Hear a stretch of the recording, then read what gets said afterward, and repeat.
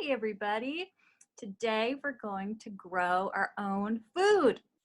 This is an optional activity. If you would like to participate at home, you may, and I just wanted to show you how you can grow your own food. So welcome to the growing lab, also known as my kitchen. Behind me, I have some food growing that I planted about a month ago. Now, I started these seeds inside because they require warm temperatures. It's too cold for them to go outside just yet. I do have some plants that are outside, and I'll show you that another time. But let me show you what I've got growing inside.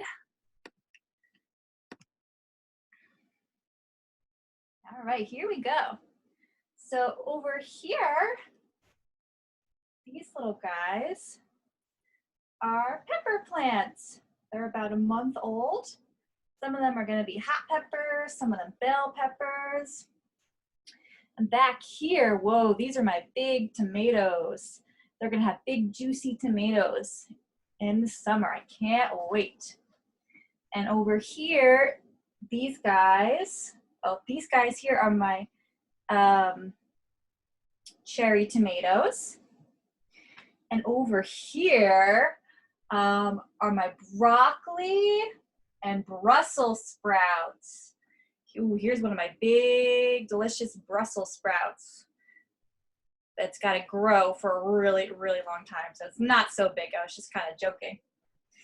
And over here, I've got some smaller tomatoes and basil. Okay. I love making pesto, so I'm going to use all this basil to make pesto. And if I have any leftover basil, I'll feed that to my guinea pigs. All right, so if you would like to grow your own food, I'll show you how to do it. All you need is a container. If you have a planter like this, it has holes on the bottom. Or you could just use a paper cup and poke some holes on the bottom. Okay, you want to fill it with some good soil.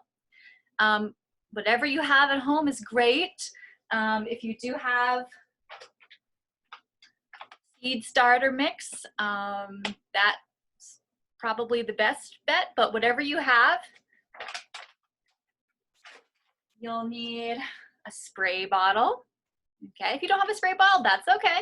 But if you have a spray bottle with water, some type of plastic to put over your container, and of course, your seeds. Okay, so some good options if you're just starting out growing your own food are tomatoes, peppers, basil, beans. Those are some easy ones that you can try at home if you're just starting for the first time. So some of you might remember we actually used these seeds last year. They're a rainbow blend of cherry tomatoes, and they're all different colors, and the seeds are also different colors. We're also going to be planting some basil. Okay, so I first need to get my soil wet. So I'm going to get it really nice and wet with a spray bottle here.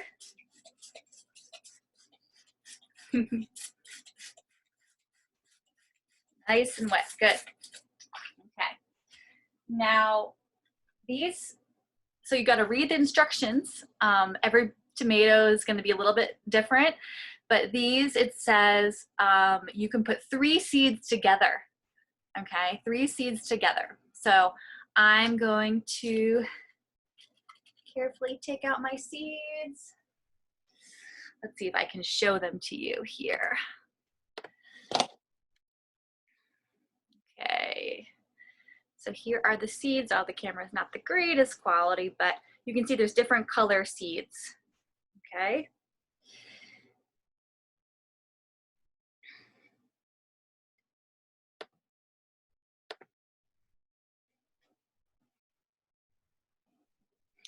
All right, so I'm just going to take the 3 seeds and put them spread them out in this little pot here. And tomatoes don't need to go very deep at all, much less than an inch, only 1/8 of an inch, 1/8. So you barely need to put any soil on top of them. Okay, so you can just kind of gently push down on the seeds, cover them with a teeny tiny bit of soil. Okay, now basil and tomatoes are friends. They help each other. So I'm gonna put some basil in there too. This will make my guinea pigs happy. I can't wait to make some pesto too. So I'm just gonna take, I don't know, maybe 4 or 5 basil seeds and sprinkle them around. Try to spread them out a little bit here. There we go. And it says here to plant them 1/4 of an inch, so a little bit deeper than the tomato. It's gonna kind of cover them a little bit with soil. Okay.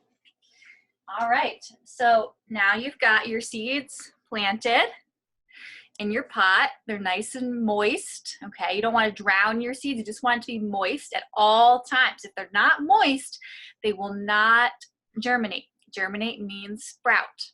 Okay. So you want, that's the most important thing, to keep it moist and warm. So I'm going to show you how to do that. Okay. So this is the easiest way. Take a plastic bag. You can reuse this.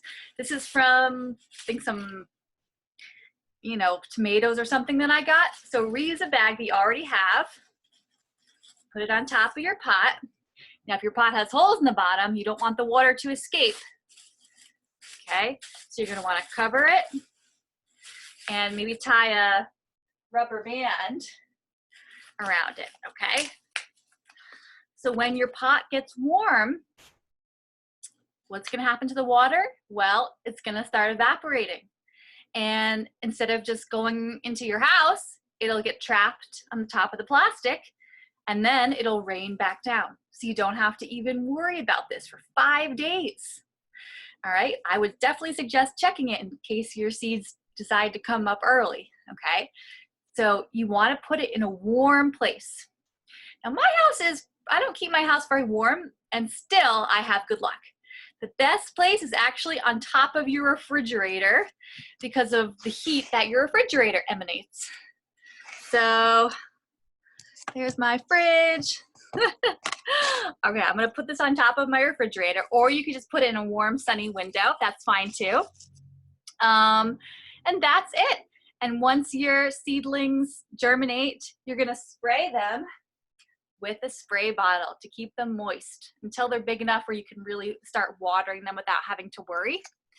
All right, so my seedlings, like I said, these are a month old. Okay, and I stopped spraying them with a spray bottle because they're pretty much big enough that I can just regularly water them. Okay, so in a month, yours will look like mine. And around Memorial Day, you can bring your seeds, your seedlings outside. You wanna do something called Harden Them Off, which means you bring them outside for a few hours each day so they get used to the sunlight before you officially transplant them into your garden in about mid to end of May. So that's it, and then you'll have some juicy tomatoes for the summer. Okay, so happy gardening, everybody.